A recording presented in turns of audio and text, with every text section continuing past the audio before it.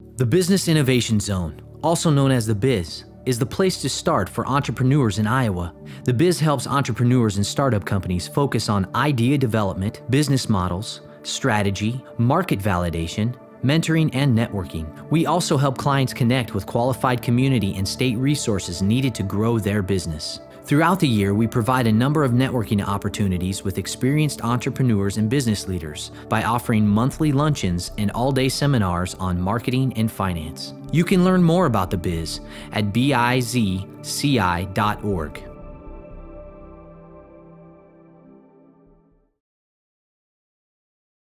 I think I have some allergy problems, so I'll try to speak up, but you might lose me part of the way through.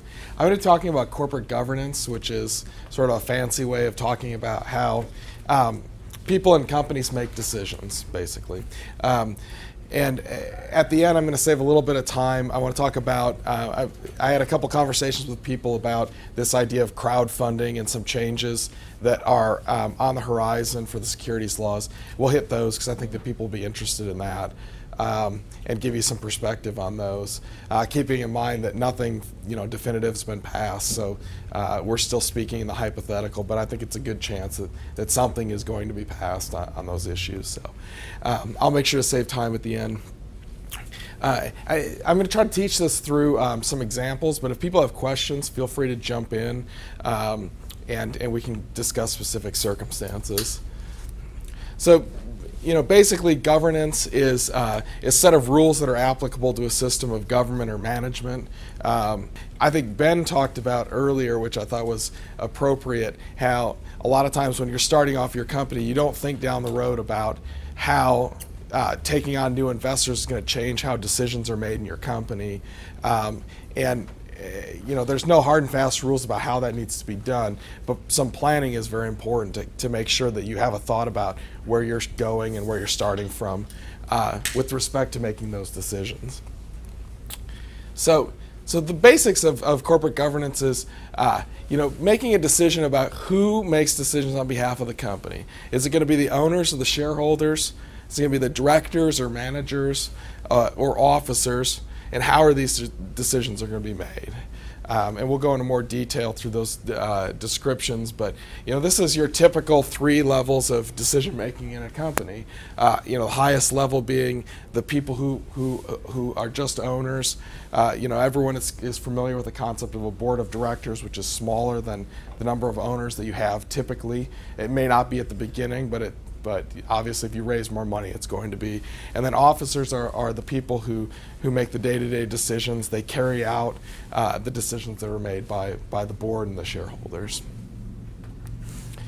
So the factors that you have to take into account when you make these decisions about how your company is going to be structured and who makes what decisions are typically driven by several factors. The first being the size of the company, both now and the future. As we talked about when Ben was discussing, is that you need to consider where you're growing to and how that decision-making process might be different.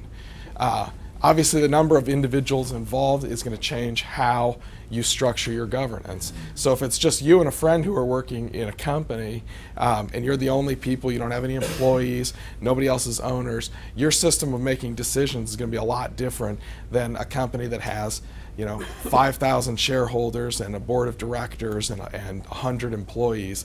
Obviously, decisions are going to be made differently. You're going to have to tailor it to how your organization works. Something that's sometimes overlooked, but I think is very important, is what contributions the individuals involved in the company make to the company and how that affects how they should be able to make decisions on behalf of the company. The typical examples are if you have one large shareholder who contributes a lot of the cash to a company and everybody else doesn't put any money in, they might just put some sweat equity in. The person who puts the cash in is going to want to have a lot more say on certain issues, specifically how that money is being used. So what people bring to the table is important. Also, the special skills and other assets that people bring. If you have somebody, if you're a technology company and you've got 3 business people and 1 person who really understands technology, you may want to set up a system where you give more weight to that person's decisions that affect technology, but not necessarily so much about the business decisions that you're making. So in structuring those governance, you might want to take into account whether somebody has special skills or knowledge, and then ultimately it comes down to the personalities of the people involved. Decisions about how a company is governed are frequently negotiated between the people involved, and sometimes the person who's the best negotiator, who's the most forceful, ends up with a greater decision-making ability. So those are the basic factors.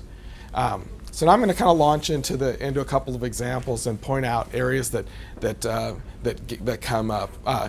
The example that I'm using is a company that is developing a new cell phone application. Okay, so that's what I typically see a lot of people starting up. They want to build a new app that they sell, and they're lighting out in the world to do that. So this first example is that you have 3 people involved. All 3 people are giving $50,000 to the company, and each of them have a comparable level of skill and understanding for the company.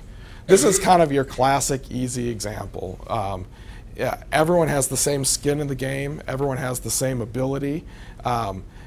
Typically what you're going to come to, I'm sorry, let me step back. I'll kind of discuss where I think that most of these factors go and typically where people end up. With 3 people involved, if you have a board of directors, it's likely that all 3 people are going to be involved in the board of directors. They're going to make decisions by majority vote, more than likely.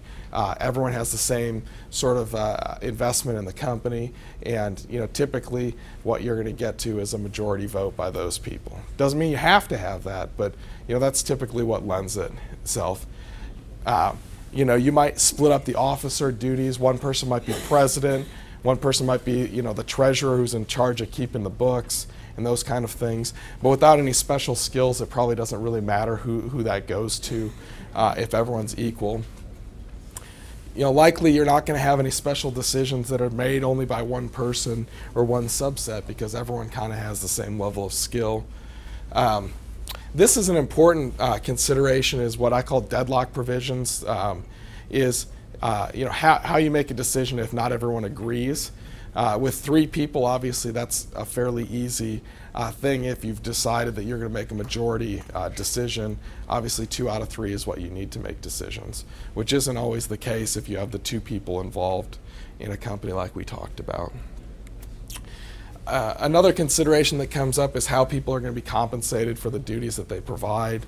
Are you going to take a salary, or are you only going to share in the profits of the company?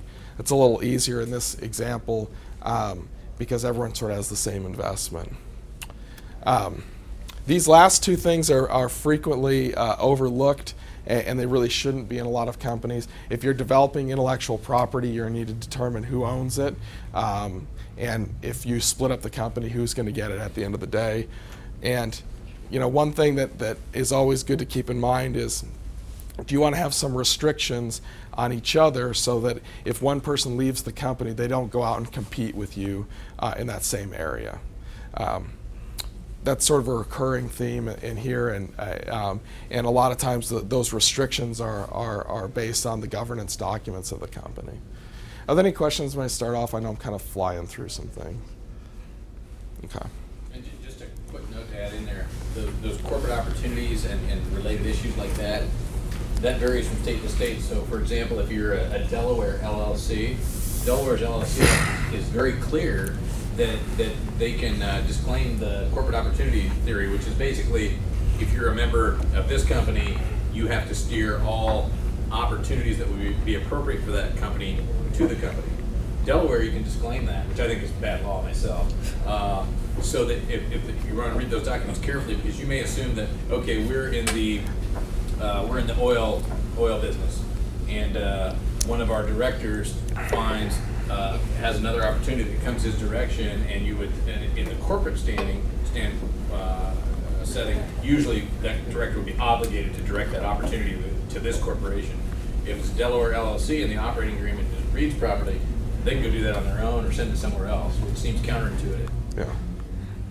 And there can be a lot of hard feelings around these things if people don't consider this ahead of time and deal with it appropriately. Okay, So here's the same company in a little different scenario. You still got 3 individuals. You've got 1 individual who's contributing $150,000, and the other 2 aren't contributing any capital, and all 3 are working for the company, and all, comparable level of skills. This is what I was talking about before. Is in a situation like that, when you have one person who's putting out more cash, which is really the driver in most of these small companies, they're going to probably want more say. At the director level, they're probably going to want to have more say on special decisions. They might even want to have more say on deadlocks. If there's special big decisions that need to be made, if their money's on the line, it's not uncommon for them to say, I want more of a say in how this company operates. And so, thinking about how you're going out and looking for investors and what they're going to want in the company, keep in mind that that's very likely where you're going to end up if you get a money investor and other people aren't invested in the same level.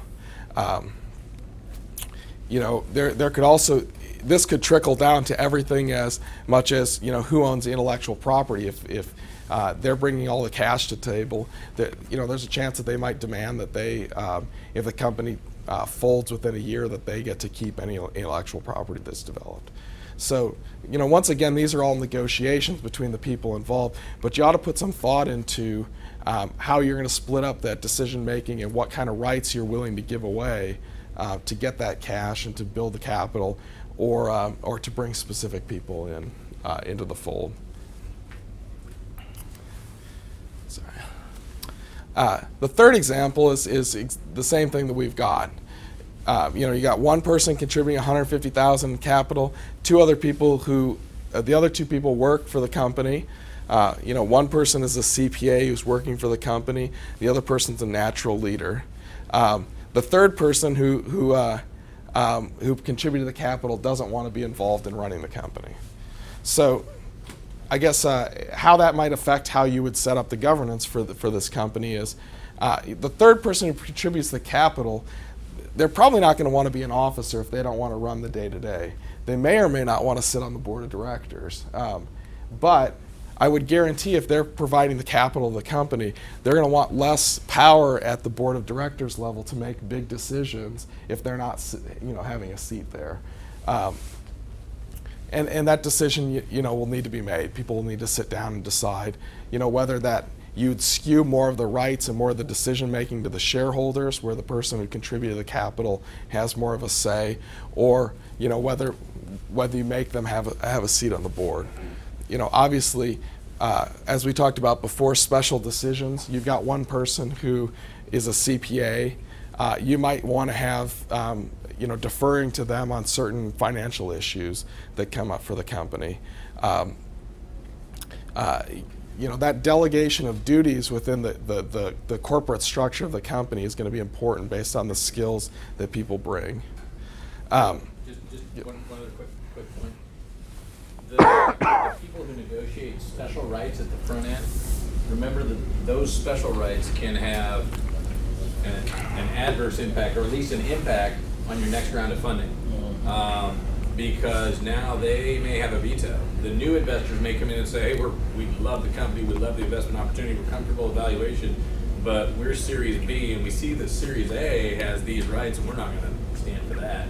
So as special and beautiful as they are at the front end, remember that there may be a price to pay at the back end, because they essentially have an ability to kill a deal later on. So you might find, for example, a little different than my earlier advice, maybe fewer investors is better. If a $150,000 investor requires all sorts of special rights, but you can get 3 $50,000 investors who don't, maybe that's a better way to go. Yeah, exactly. And that's where all the planning has to come in, is that you want to make sure that you don't tie yourself down for future rounds, which happens all the time. We see negotiations that go to the extent where somebody says, I have a non-diluted interest in this company, as Chris talked about. That could kill a company if you try to raise more money later. And these decision-making rights can do the exact same thing. So you need to be careful, but also at the same time, you need to weigh whether you can get the money that you need to build the company and still work with them. I think that Ben was talking about that a little bit, that JD sits on their board because of an investment that they have. That's not uncommon if you have an investor who comes in, that they're going to demand that they have a seat at the decision-making table. And even if it's not a majority seat, it's just so they know what's going on. You know, the same provisions come down as far as deadlocks and intellectual property that we talked about before. But the thing to keep in mind is if you have special skills of certain people in your organization, you're probably going to want to steer some of those positions to the skills of the people that are involved. You know, it's the same thing that we talked about before. I'm going to skip this one because this one's pretty similar to the last one that I think that we got at. Here's where it becomes more complicated and these decisions start to become more difficult, is when you start adding all these other shareholders. And this is what Chris is talking about as well, where you sort of bring on later money. You want to make sure that you haven't foreclosed some options that you have. But so in this situation, you've got 25 people that are investing a total of $2 million in roughly equal amounts. The remaining 5 people have technical skills that are important to the development of your product, which is that application. Only a few individuals are interested in being involved in operating the company, and several of the capital investors have some skills that are important to your business.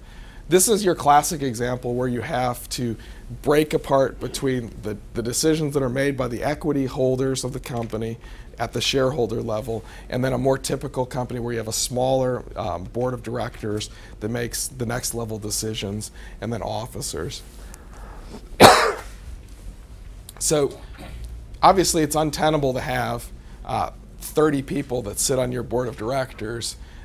You know, the reason that being is the larger your board is, the more difficult it is going to be to make decisions, the harder it's going to be to actually have a meeting of those people. I see this all the time where you have companies that say, we've always let everyone who's an equity owner sit on the board, and we meet monthly, and what ends up happening is that people lose interest, and then all of a sudden you can't get what's called a quorum of the board to show up. You can't make decisions. When you do, you know, everyone wants their minute to talk, and next thing you know, you've got hours-long board of directors meetings. And I understand why it's hard to say no to certain investors and say, we're going to have a tighter group of people that are making decisions. But it's imperative that you do that, and especially in a company like this where you've got 30 people involved, you need to part down to the people, to a smaller decision-making group so you can be more flexible. In this instance, you know, special decisions are probably not as much of an issue, and by special I mean, you know, big decisions. Do we close the company? Do we sell all of our assets? And those kind of things are probably appropriate to be made by the shareholders. I'm sorry. I'll take a drink. Hey Joe, can you pop back to the slide right before that? Sure. Is that this scenario, by the way, is also one that strikes me as appropriate to be considering stock options. Although we're really talking a little bit more about governance, but if you look at, so you've got 5 individuals that have technical skills that are important to the development of the product, have contributed no capital. They may very well be your day-to-day officer level key employees. That might be a scenario where you've got a 2-year vesting period with some level of equity that they can invest into, which would be, give them skin in the game, but not immediate equity, which would be more acceptable to the people who are putting immediate dollars in. So stock option plans are frankly, could be a whole topic to themselves, but that strikes me as an appropriate situation to be thinking about. Sure. Are there any questions so far? Go ahead. When you're starting off the company, you've got these people who have specialized skills, but as you grow, you would expect to hire people as part of the company who would have those skills as well. The structure of making decisions then might need to change. So what's the appropriate mechanism to do that? Okay. So the question is that if you have certain people at the beginning of the company who have special skills, and then as the company grows, you might hire people who have those skills as well. I'm really sorry about the cough thing. How does the decision making get changed or split as you get further along? Is that correct? Yeah. That's where the tension is. I mean, it's very difficult to find a point in time where that happens. But as you get to the point where you can hire people to make the day-to-day technical decisions, that's where that person has to transfer. The initial person needs to transfer to more of an advisory, a board level person that structures the broader view of the company, doesn't make the day-to-day kind of decisions. And a lot of times that's difficult because these companies sort of grow organically and they get a little bit bigger, a little bit bigger, a little bit bigger. It's difficult to say now's the time that we get this person out of the day-to-day and just making decisions at the board. So it's really depends on the company and where they are in growth. But are the governance rules written into like the bylaws and things where you have to actually make a corporate change? Yeah, they would be, but that kind of thing where you have maybe a board member who has special knowledge about one specific area isn't going to be written into your bylaws. It's going to be a decision of the board to do that. And it might be another decision of the board to have that person go from being an officer of the company that makes day-to-day kind of decisions, to putting somebody else in that position, making them just a board member. So those are typically not written in. I have seen smaller companies that will write in provisions that say this person always makes these decisions, which I think is a terrible idea. It's typically a compromise that is made. And in that case, then you would have to actually change your bylaws if you were going to change, that structure. I'm sorry. I want to talk about crowdfunding for a little bit, so I'm going to skip my last couple of examples. I think you get the idea, and I guess the thing that I take away is that no two companies are the same, but be very leery about setting up these complicated systems of governance that can't easily be changed because you'll end up in a situation where it can bite you. Speaking of governance, an LLC versus an S corp or C corp, and an advisory board versus a board of directors. Is one, currently I have an advisory board, okay, but not a board of directors. Okay. Legally, are there any things that I should be concerned with as far as if I go to a C corp or an S corp? What do I have to have at an S corp or C corp, and what do I have to have at an LLC? Okay, so the question is let me get this right. You're currently an LLC, right? Okay, so the question is that that he's currently an LLC and he has an advisory board, but not a board of directors. And I'm assuming you're the only owner of the company, or no? The major investor. Okay, major. It's thinking about going to an S corp or a C corp, which is a different kind of business function, and what changes would have to be made. You would have to have a board of directors in a corporation. An LLC has much more flexible sort of governance rules and much more flexible about how you make decisions for that company. So you wouldn't, you've got the concept with an LLC of being member managed, which member is essentially an equity holder, or manager managed, which is a director kind of managed. If you change, there's more formalities, more requirements from the corporate level, and you would have to sort of institute those levels of decision making. Just to weigh in just for a second. Advisory board typically is not required, even mentioned in the statutes, so you can have one. It's relatively informal generally. If you have one, a lot of people who you ask to serve on that may ask for, hey, what's in it for me, or at least will probably ask, am I indemnified? And because they may have some exposure, but there's no statutory basis. You can do what you want to do, but they don't really have any authority. Their decisions should always be trumped by the actual governing board. Yeah, they should not have decision-making authority on behalf of the company. All right. We've had a couple of conversations today about what's going on in Congress as far as crowdfunding. There's a couple of other parts of this bill that has kind of been kicked back and forth.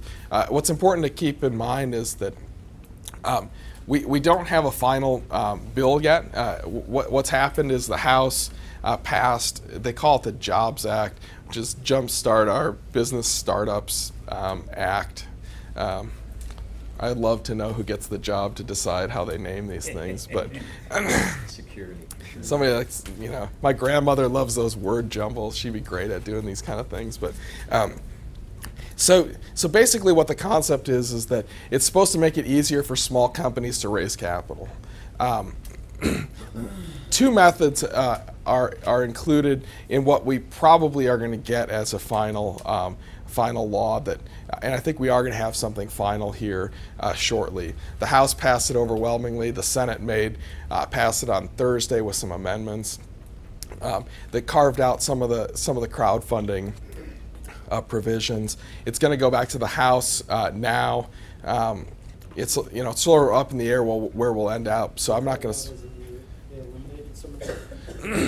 I think that they added some registration types requirements. I have not seen the.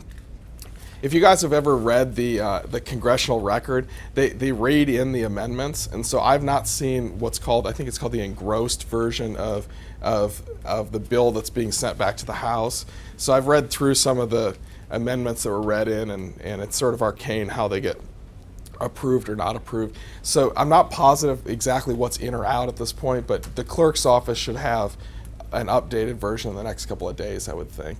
But I know that they added some provisions to the crowdfunding, and really what it comes down to now is what sort of compromise the two houses can make and where we go forward, because I think the president is going to sign it. What they've done is Chris was talking about exemptions from federal registration. What they've done is created an exemption for crowdfunding. And the basic parameters of it are going to be is if you take investments from small investors that are less than 10% of their income for the year or $10,000, you can take those investments and you can advertise for them. You can do all these things that are typically violate the securities laws, and you can bring money in that way. It makes me nervous at a high level because of exactly what we went through during when Chris was talking about the securities laws. Is you've still got all of these you know, informational obligations. You've got what are called the anti-fraud provisions, so that people can sue you if they've decided that you've not told them the truth about what you're raising money for, how you're raising, what interest they've got. And the other thing that I think is difficult about it is investors there's an expense to having a number of investors. You know, they give you money, but they cost you money too. The larger a company gets, the more shareholders you have. There's a cost to that. And so the difficulty I think people are going to back into is that they're going to raise a lot of money from a lot of different people, and you're going to end up in a situation where you have more shareholders than you want to deal with. Question. If I'm hearing all this right, would you still trip afoul of state law? Well, there's some there are provisions in the act that supplant state law for these, and that they have that. There currently is as well for what's called a 506 offering, Right. And so you know, to the extent that would happen, you know, there'll probably be a challenge to that part of it. But there is currently the 506 offering does the same thing. It basically says states, you know, if you satisfy the 506 offering, you can't require these people to register with the state. Now, whether this would be treated differently, who knows? I mean, we're kind of in new territory here.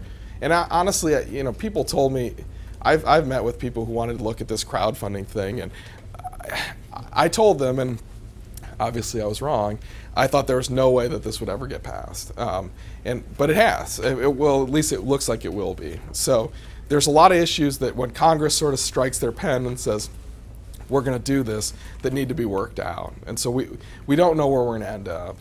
But that's, I'm making you ready. This changes how people raise money. And honestly, what I think it does, it goes back to, you know, the 30s when we ended up in this situation in the first place. I think Mike was talking about whether you're going to have people going door to door, you know, selling shares in companies. And I think that a crowd-funded company at the front end I think it's extremely unlikely that sophisticated, VC type investors come in later. I think they'll look at that and say, no, we're not touching that. No, yeah. And it'll be interesting to see whether, I don't know, maybe the bill prohibits it, whether companies try and build in redemption rights. I mean, I can see that as, okay, we'll bring you in and we'll give you very little disclosure, and then we've got the right after 2 years to take you out at an 8% return or something like that. Well, you'd have to. There's so many unknowns. Really, first of all, we don't know what's actually going to be passed, and second of all, there's going to have to be a lot of thought that goes into how you do this, because, currently, when you take an investor in, you do a subscription agreement, and they take a lot of the onus off the company. Is that if your investor says, yes, I meet these requirements, the company can rely on that if it's reasonable. Like, if a homeless guy comes up to you and says, yeah, I want to invest in your company, and I'm an accredited investor, and hands you a subscription agreement, but that, you see them down on the street every day, and that they don't have a house, that's not reasonable. So, but then the question becomes, with these, are you going to have to get W-2s from these people and know what their income levels are? How are you going to know whether they've crowdfunded into a bunch of other businesses? There's much that's unclear about how this is actually going to work. Go ahead. I just wanted to go on what he said about the VCs later coming in. So I'm assuming you're talking with crowdfunding and just in the actual selling of securities, because there's other like Kickstarter. You're not actually selling securities. You might want to define the difference between Kickstarter and true securities crowdfunding. Sure. The question was whether this applies to the Kickstarter model, where you don't actually get any. You're essentially a Kickstarter. You're either prepaying for goods, and they've taken the position that since you're not selling equity in the company, that you're not selling a security. There's another one out there that I forget what it is, but you can't ever get more than what you've put into the company back. And is that what it is? I've looked at it, and one of them has structured it to get around the expectation of profit part.